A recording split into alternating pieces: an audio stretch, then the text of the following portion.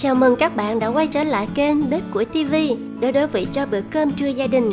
Mình làm món gà sốt cam, vừa chua chua, ngọt ngọt, bảo đảm sẽ hao cơm lắm đây. Nào hãy cùng vào bếp để thực hiện với Bếp Củi TV nha. Nguyên liệu để thực hiện món ăn này gồm có 500g ức gà. Ức gà này thì mình đã làm sạch, mình cũng có thể thay thế bằng cánh gà hoặc đùi gà vẫn được nha.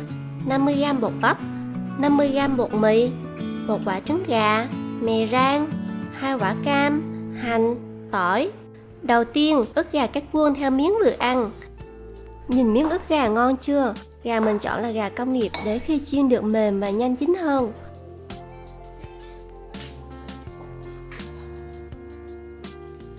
Rồi mình ướp gia vị nha. Cho một quả trứng gà vào, 1/2 muỗng cà phê muối, 1/2 muỗng cà phê hạt nêm, 1/2 muỗng cà phê bột tỏi để khi chiên sẽ không bị cháy. Các bạn cũng có thể thay thế bằng tỏi tươi vẫn được nha.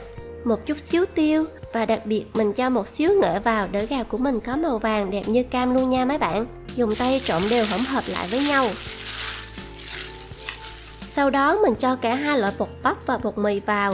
Như vậy lúc chiên gà sẽ được giòn hơn nếu mình chỉ dùng một loại bột bắp. Tiếp theo mình chuẩn bị một chảo dầu nóng để chiên gà.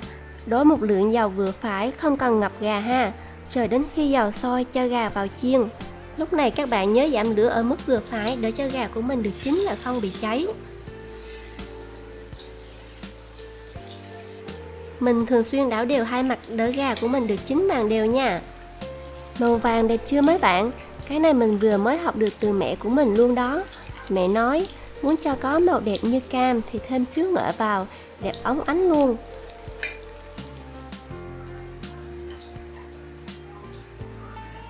Trong lúc chờ đợi mình sẽ cắt hành, tỏi và làm nước sốt cam. Củ hành mình băm nhuyễn ra để lát mình phi lên cho thơm.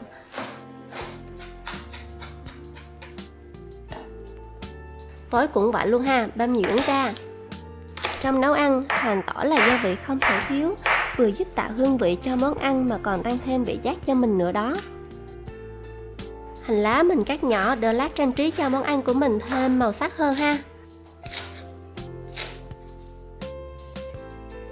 Và món gà sốt cam của mình không thể nào thiếu cam được. Cam của mình cắt ra, bỏ hạt, vắt lấy nước. Ở đây mình dùng cam sành, các bạn cũng có thể thay thế cam vàng cho đẹp ha. Công đoạn làm nước sốt quyết định món gà này có ngon hay không đó mấy bạn.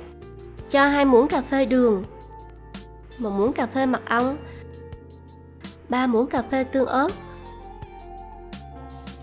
1 muỗng cà phê tương cà, 1 muỗng cà phê dầu hào, 3 muỗng cà phê nước mắm và 50ml nước lọc. Đánh đều cho đến khi hỗn hợp hoàn quyện lại với nhau. Mình có thể tăng giảm lượng đường tùy theo độ chua của cam nha. Gà mình chiên cũng đã chín rồi nè, chưa gì hết mà thơm phun phức luôn rồi đó. Mình trễ đều hai mặt cho vàng thêm xíu nữa rồi tắt bếp nha. Bây giờ mình chuẩn bị vớt gà ra dĩa nha. Nhìn ngon chưa? Lúc này mình cũng có thể chấm tương ớt ăn được rồi nè, nhưng mình làm thêm nước sốt cho ngon hơn. Giờ thì mình nấu nước sốt cam để cho gà vào ha. Bắt chảo lên, cho xíu dầu vào, thêm hành tỏi băm nhuyễn vào, đảo đều cho đến khi thơm. Mình cho hết chén nước cam vào, nấu cho đến khi nước sôi. Cho thêm một ít bột bắp đã pha sẵn để nước sốt được sệt lại nha mấy bạn. Lúc này mình để lửa nhỏ và khuấy đều tay nha. Nếu thấy nước sốt chưa đặc thì mình cho thêm bột bắp và tiếp tục khuấy cho đến khi nước sệt lại thì mình cho gà vào ha.